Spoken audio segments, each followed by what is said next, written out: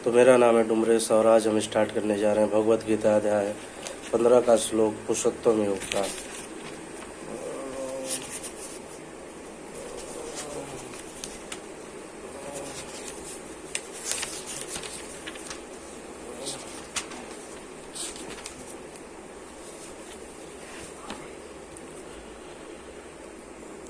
वैष्णवैर्य भूत्वा पर्णानि देहमिश्रत पापण पान मुक्तत पांच पंत चतुर्वेद। मैं समस्त जीवों के शरीर में पाचन अग्नि वैशानर हूँ और मैं श्वास प्रश्वास में प्राणवायु में रहकर 4 प्रकार के अन्नों को पचाता हूँ। तात्पर्य आयुर्वेद शास्त्र के अनुसार आमाशय पेट में अग्नि होती है जो वहाँ पहुँचे भोजन को पचाती है। जब यह अग्नि प्रज्वलित नहीं रहती तो भूख नहीं जगती और अब यह अग्नि ठीक रहती है तो भूख लगती है। कभी कभी जब अग्नि मंद हो जाती है तो उपचार की आवश्यकता होती है। जो भी हो, यह अग्नि भगवान का प्रतिनिधि स्वरूप है। वैदिक मंत्रों से भी ब्रह्मधारणक उपनिषद पुष्टि होती है कि परमेश्वर या ब्रह्मा अग्नि रूप में आमाशय के भीतर स्थित है और समस्त प्रकार के अन्न को पचाते हैं।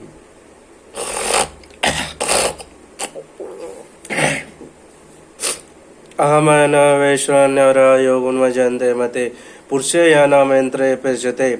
चूँकि भगवान सभी प्रकार के अन्यों को पचाने में सहायक होते हैं, अथवत जीव भोजन करने के मामले में स्वतंत्र नहीं है। जब तक परमेश्वर पाचन में उसकी सहायता नहीं करते तब तक खाने की कोई भी संभावना नहीं है। इस प्रकार भगवान ही अन्न को उत्पन्न करते हैं और वे ही पचाते हैं और उनकी ही कृपा से हम जीवन का आनंद उठाते हैं। वेदांत सूत्र में भी इसकी पुष्टि हुई है। सब भगवान शब्द के भीतर, शरीर के भीतर, आयु के भीतर तथा यहाँ तक कि पाचन शक्ति के रूप में आमाशय में भी उपस्थित है। अन्न 4 प्रकार का होता है। कुछ निगले जाते हैं पेय, कुछ चबाए जाते हैं भोज, कुछ चाटे जाते हैं ले, कुछ चूसे जाते हैं चुस। भगवान सभी प्रकार के अन्यों की पाचक शक्ति है। सर्वस्वत चाह हृदय सत्य विशेषते मत सर्वत न च वेदर्श स्वर में वेदो वेदांत करते देवादेव चाहम। मैं प्रत्येक जीव के हृदय में आसीन हूँ और मुझसे ही स्मृति ज्ञान तथा विस्मृति होती है। मैं ही वेदों के द्वारा जानने योग्य हूँ। निस्संदेह मैं वेदांत का संकलन करता तथा समस्त वेदों का जानने वाला हूँ।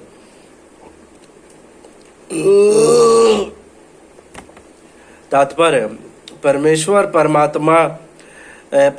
परमात्मा रूप में प्रत्येक जीव के हृदय में स्थित है और उन्हीं के कारण सारे कर्म प्रेरित होते हैं। जीव अपने विगत जीवन की सारी बातें भूल जाता है, लेकिन उसे परमेश्वर के निर्देशानुसार कार्य करना होता है जो उसके सारे कर्मों का साक्षी है। अथवा वह अपने विगत कर्मों के अनुसार कार्य करना प्रारंभ करता है। इसके लिए आवश्यक ज्ञान तथा स्मृति उसे प्रदान की जाती है, लेकिन वह विगत जीवन जीवन वह विगत जीवन के विषय में भूलता रहता है। इस प्रकार भगवान न केवल सर्वव्यापी हैं, अपितु वे प्रत्येक हृदय में अंतर्यामी भी हैं। वे विभिन्न कर्म फल प्रदान करने वाले हैं। वे न केवल निराकार ब्रह्मा तथा अंतर्यामी परमात्मा के रूप में पूजनीय हैं, अपितु वे वेदों के अवतार के रूप में भी पूजनीय हैं। वेद लोगों को सही दिशा बताते हैं, जिससे वे समुचित ढंग से अपना जीवन ढाल सकें और भगवान के धाम को वापस जा सकें। वेद भगवान कृष्ण विषयक ज्ञान प्रदान करते हैं और अपने अवतार वासुदेव के रूप में कृष्ण ही वेदांत सूत्र के संलग्न करता है। वासुदेव द्वारा श्रीमद् भागवत के रूप में किया गया है। वेदांत सूत्र का भाष्य वेदांत सूत्र की वास्तविक सूचना प्रदान करता है। भगवान इतने पूर्ण है कि बुद्धिजीवी के उद्धार हेतु वे उसके अन्न के पदार्थ एवं पाचक हैं, उसके कार्यकल्पों के साक्षी हैं तथा वेदों के रूप में ज्ञान के प्रदाता है। वे भगवान श्री कृष्ण के रूप में भगवद गीता के शिक्षक हैं। वे बुद्धिजीवों द्वारा पूज्य हैं। इस प्रकार ईश्वर स्वर्य कल्याण प्रद तथा स्वर्यदमय है। अंत प्रविष्टता शास्ता जना नमा जीव ही अपने इस शरीर को छोड़ता है, इसे भूल जाता है, लेकिन परमेश्वर द्वारा प्रेरित होने पर वह फिर से काम करने लगता है। यद्यपि जीव भूल जाता है कि लेकिन भगवान उसे बुद्धि प्रदान करते हैं, जिससे वह अपने पूर्व जन्म के अपूर्ण कार्य को फिर से करने लगता है। अतवत जीव अपने हृदय में स्थित परमेश्वर के आदेश अनुसार इस जगत में सुख या दुख का केवल भोग ही नहीं करता। सुख या दुख का केवल भोग ही नहीं करता, अपितु उनसे वेद समझने का अवसर भी प्राप्त करता है। यदि कोई ठीक से वैदिक ज्ञान पाना चाहे तो कृष्ण उसे आवश्यक बुद्धि प्रदान करते हैं। वे किस लिए वैदिक ज्ञान प्रस्तुत करते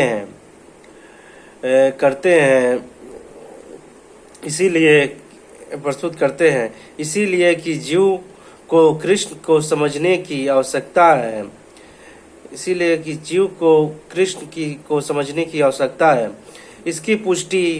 इसकी पुष्टि वैदिक साहित्य से होती है।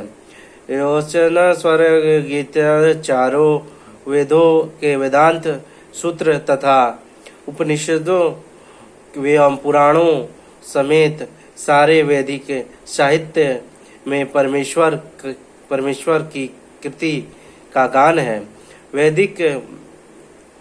वैदिक अनुष्ठानों द्वारा वैदिक दर्शन की व्याख्या द्वारा तथा भगवान की शक्तिमय व्याख्या द्वारा तथा भगवान की भक्तिमय पूजा द्वारा प्राप्त किया जाता है। अथवा तो वेदों का उद्देश्य कृष्ण को समझना है। वेदों में हमें निर्देश देते हैं कि जिसे कृष्ण को जाना जा सकता है और उनकी अनुभूति की जा सकती है। भगवान ही चरम लक्ष्य है। वेदांत सूत्र में भी इसकी पुष्टि इन शब्दों में हुई है। तत्व समन्वयतः मनुष्य 3 अवस्थाओं में सिद्धि प्राप्त करता है। वैदिक साहित्य के ज्ञान से भगवान के साथ अपने संबंध को समझा जा सकता है। विभिन्न विधियों को संपन्न करके उन तक पहुंचा जा सकता है और अंत में उसे परम लक्ष्य श्री भगवान की प्राप्ति की जा सकती है। इस श्लोक में वेदों के प्रयोजन, वेदों के ज्ञान तथा वेदों के लक्ष्य को स्पष्ट परिभाषित किया गया है। द्वाइमं पुरुषो लोकः सर्ष एवं च क्षर चराणि भूतानि कुटस्थचर उच्यते। जीव 2 प्रकार के हैं, च्युत तथा अच्युत। भौतिक जगत में प्रत्येक जीव च्युत क्षर होता है और आध्यात्मिक जगत के प्रत्येक जीव अच्युत अक्षर कहलाता है। तात्पर्य, जैसा कि पहले बताया जा चुका है, भगवान ने अपने वैष्णोदेव अवतार में ब्रह्मा सूत्र का संकलन किया। भगवान ने यहाँ पर वेदांत सूत्र की विषय वस्तुओं का सार संक्षेप दिया है। उनका कहना है कि जीव जिनकी संख्या अनंत है 2 श्रेणियों में विभाजित किए जा सकते हैं, च्युत क्षर तथा अच्युत अक्षर। जीव भगवान के संतान प्रतिकृत अंश विभांशंत है। जब उनका संसर्ग भौतिक जगत से होता है तो वे जीवभूत कहलाते हैं। यहाँ पर क्षर स्वराणी भूतानी पद प्रयुक्त हुआ है, जिसका अर्थ है कि जीव च्युत है, लेकिन जो जीव परमेश्वर के एक तत्व स्थापित कर लेते हैं वे अच्युत कहलाते हैं। एक तत्व का अर्थ है कि यह नहीं है कि उनकी अपनी निजी सत्ता नहीं है, बल्कि यह है कि दोनों में भिन्नता नहीं है। वे सब सर्जन के प्रयोजन को मानते हैं। निस्संदेह आध्यात्मिक जगत में सर्जन जैसी कोई वस्तु नहीं है, लेकिन चूंकि जैसा कि वेदांत सूत्र में कहा गया है कि भगवान समस्त उद्भूतों के स्रोत हैं, अथवा यहाँ पर इस विचारधारा की व्याख्या की गई है। भगवान श्री कृष्ण के कथन अनुसार जीवों की 2 श्रेणियां हैं। वेदों में इसके प्रमाण मिलते हैं, अथवत इसमें संदेह करने का प्रश्न ही नहीं उठता। इस संसार में संघर्षरत सारे जीव मन तथा 5 इंद्रियां से युक्त शरीर वाले हैं, जो परिवर्तनशील है। जब तक जीव बुद्ध है तब तक उसका शरीर पदार्थ के संसर्ग से बदलता रहता है। चूंकि पदार्थ बदलता रहता है, इसीलिए जीव के बदलते प्रतीत होते हैं। लेकिन आध्यात्मिक जगत में शरीर पदार्थ से नहीं बना होता, अथवत उसमें परिवर्तन नहीं होता। भौतिक जगत में जीव 6 परिवर्तनों से गुजरता है। जन्म, वृद्धि, अस्तित्व, प्रजनन, क्षय तथा विनाश। यह भौतिक शरीर के परिवर्तन है, लेकिन आध्यात्मिक जगत में शरीर परिवर्तन नहीं होता। वहाँ ना जरा है, ना जन्म है और ना मृत्यु।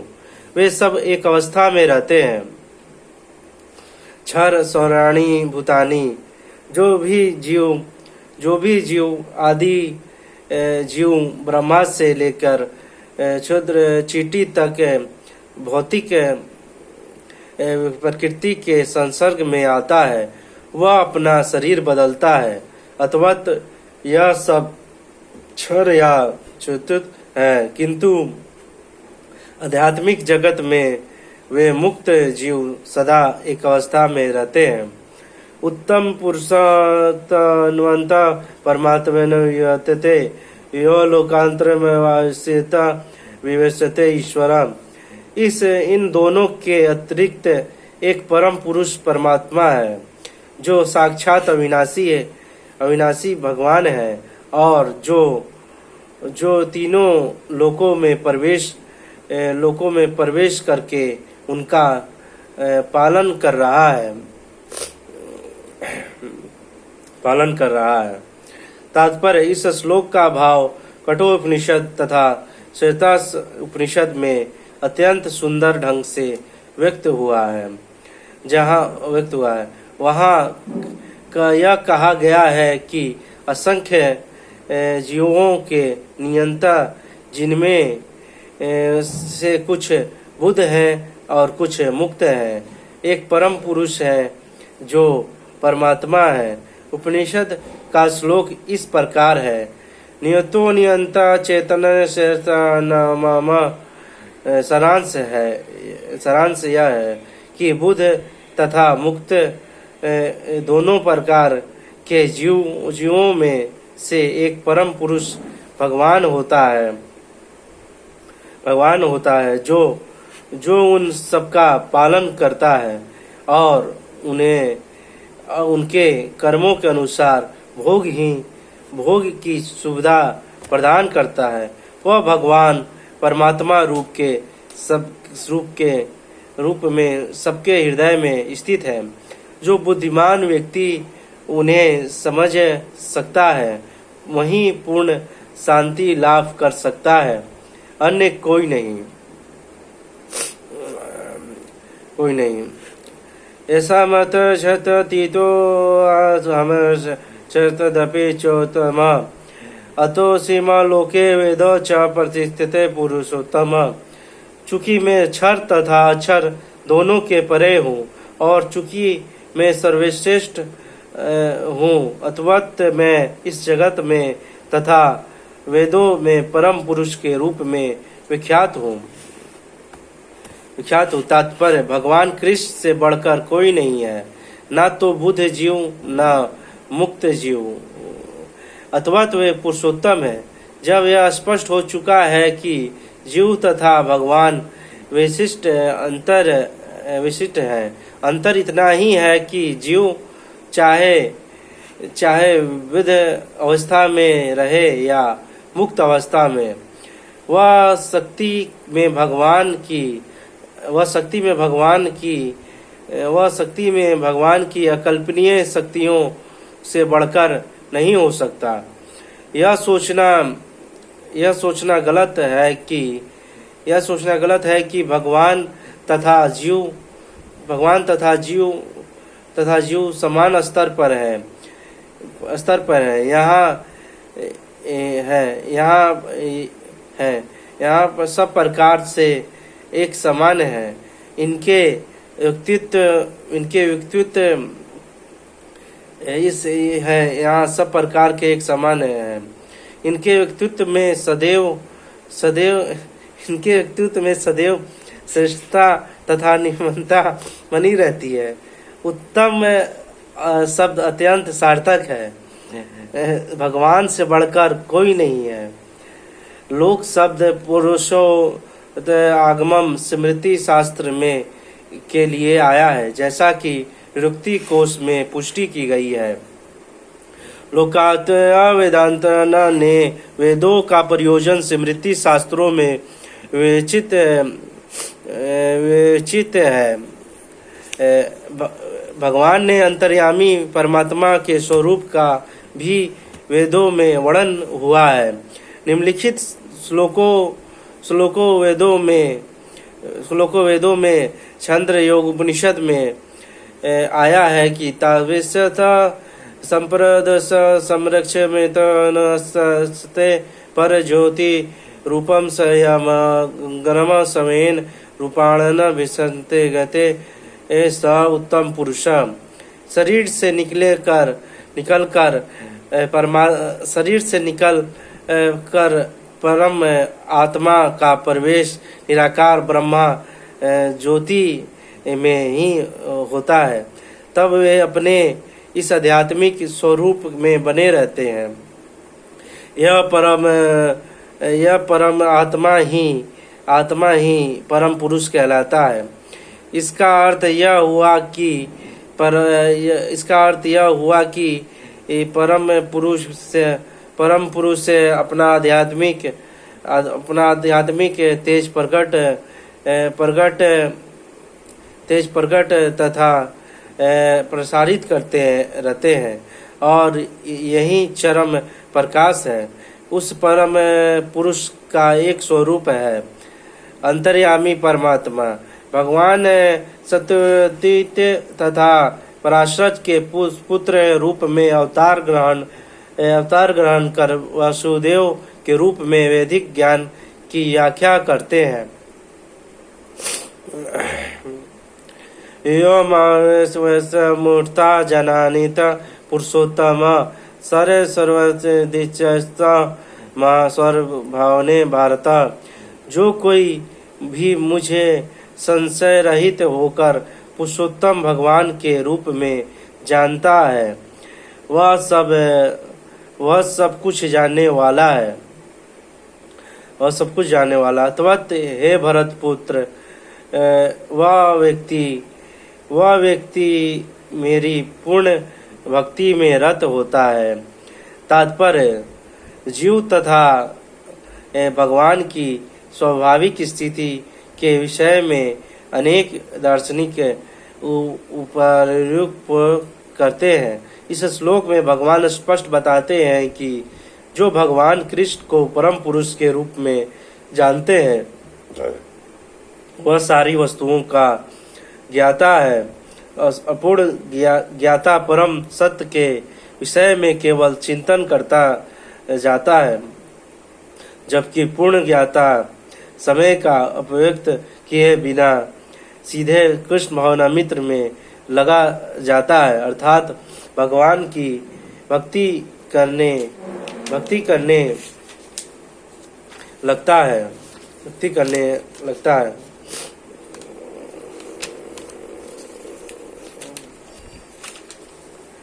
संपूर्ण भगवत गीता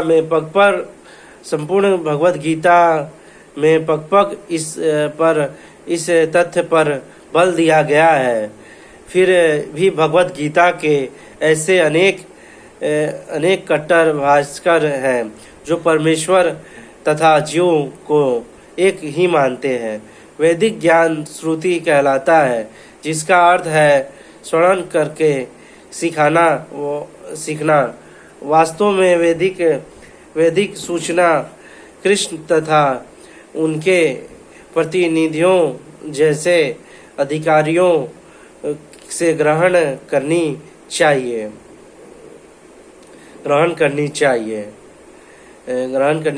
यहाँ कृष्ण ने हर वस्तु का अंतर सुंदर ढंग से बताया है।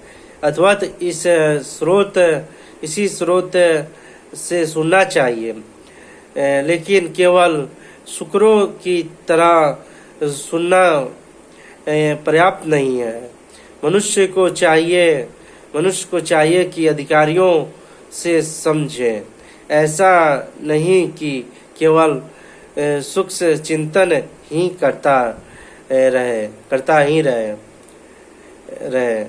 मनुष्य को विनती भाव से भगवत गीता से सुनना चाहिए कि सारे जीव सदैव भगवान के अधीन है।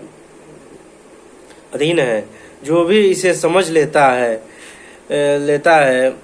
जो भी इसे समझ लेता है वही श्री कृष्ण के कथा अनुसार वेदों के प्रयोजन को समझ सकता है, अन्य कोई नहीं समझता। भजती शब्द अत्यंत सार्थक है। कई स्थानों पर भजती का संबंध भगवान की सेवा के अर्थ में युक्त हुआ है। यदि कोई व्यक्ति पूर्ण कृष्ण भावना मित्र में रत है, अर्थात भगवान की भक्ति करता है, तो यह समझना चाहिए कि उसने सारा वैदिक ज्ञान समझ लिया है। वैष्णव परंपरा में यह कहा जाता है कि यदि कोई कृष्ण भक्ति में लगा रहता है तो उसे भगवान को जानने के लिए किसी अन्य आध्यात्मिक विधि की आवश्यकता नहीं रहती। भगवान की भक्ति करने के कारण वह पहले से लक्ष्य तक पहुंचा रहता है। वह ज्ञान की समस्त पारंपरिक विधियों को पार कर चुका होता है। लेकिन यदि कोई लाखों जन्मों तक चिंतन करने पर भी इस लक्ष्य पर नहीं पहुंच पाता कि श्री कृष्ण ही भगवान है और उनकी ही शरण ग्रहण करनी चाहिए, तो उसका अनेक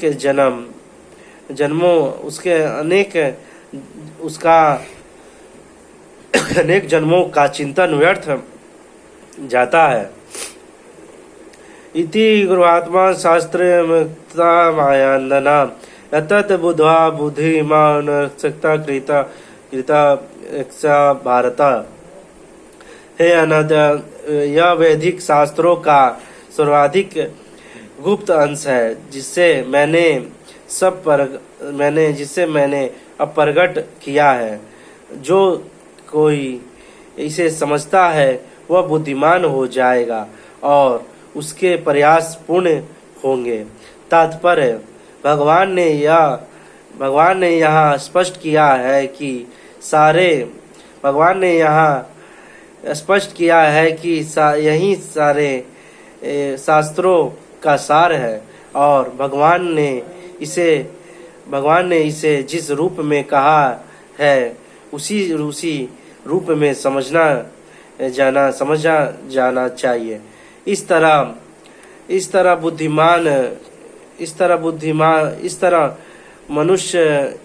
मनुष्य बुद्धिमान तथा दिव्य